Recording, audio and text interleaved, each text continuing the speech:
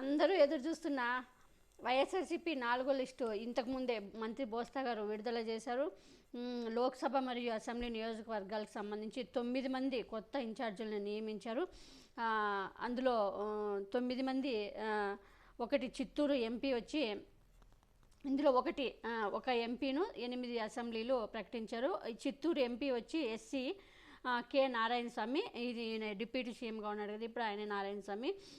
తర్వాత జేడి నెల్లూరు ఇది కూడా ఎస్సీ నియోజకవర్గానికి సంబంధించింది, ఎన్ రెడ్డప్ప. తర్వాత సింగనమల ఎస్సీ అనుకునే ఉన్నాం మనము, ఆయమని పద్మావతిని, సింగనమల జొన్నలగడ్డల పద్మావతిని మారుస్తారని, అందుకే ఆ రోజు అంత సీరియస్ అయ్యింది కూడా. అందుకే మళ్ళీ పార్టీ ఆఫీస్కి వెళ్ళి మళ్ళీ చూసాం ఎలా విమర్శించింది, తర్వాత మళ్ళీ ఎలా మళ్ళీ ప్లేట్ ఫిరాయించింది కూడా చూసాం. మళ్ళీ జగన్మోహన్ రెడ్డి గారు నచ్చజెప్పిన తర్వాత మళ్ళీ మాట మార్చింది. అలాంటి వాళ్ళు చాలా డేంజర్. అందుకే జగన్మోహన్ రెడ్డి గారు అంటే సీట్ ఇవ్వమనేసరికి, ఓడిపోతామని చెప్పేసరికి జగన్మోహన్ రెడ్డి గారి మీద రివర్స్ అయింది. అలాంటి వాళ్ళు రేపు పొద్దున ఏమైనా జరగచ్చు.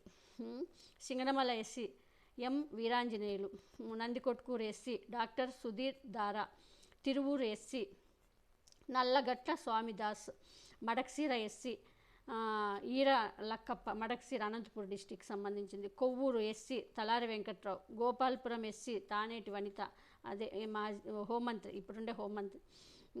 కనిగిరి దద్దాల నారాయణ యాదవ్. అంటే అందరూ ఎస్సీలు, ఒక కనిగిరి తప్ప అన్ని ఎస్సీ వాళ్ళని ఈరోజు ప్రకటించినారు. ఒక ఎంపీ, 8 అసెంబ్లీ స్థానాలకు ఇంతకుముందే బోస్తా గారు ప్రకటించారు. వీళ్ళంతా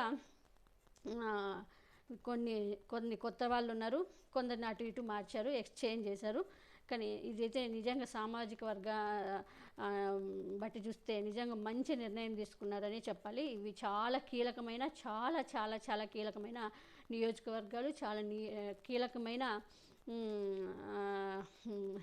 కీలకమైనది ఈరోజు వెల్లడించింది కూడా. అందరూ నిజంగా జగన్మోహన్ రెడ్డి గారు బాగా సెలెక్ట్ చేశారని చెప్పాలి.